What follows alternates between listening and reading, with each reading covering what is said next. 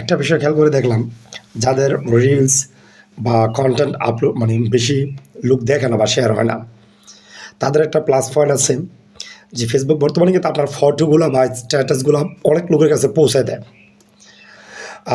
আপনারা photo upload করতে পারেন।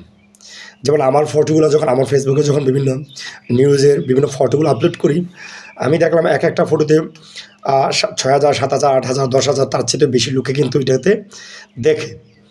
এবং আরেকটা বিষয় হচ্ছে যে আপনার রিয়েল ফটোগুলো বেশিরভাগ রিচ হইলে সেখান থেকে ইনকাম দেবে ফটো থেকে। আপনি ভিডিও চাইতে বেশি ইনকাম করতে পারবেন ফটো থেকে। এবং আরেকটা বিষয় হচ্ছে আপনি যদি কারো ফটো ডাউনলোড করেন, আপলোড করেন, বেশি লোক দেখলেও আপনার সেখান থেকে ততটা ইনকাম হয় না। এটা দেখলাম। তারা বলছে যে রিয়েল ফটোগুলো আপনার মোবাইল থেকে তুলে বা ক্যামেরা দিয়ে তুলে এগুলো আপলোড করার জন্য। আপনি যদি অন্যের ফটোগুলো আপলোড করেন সেখানে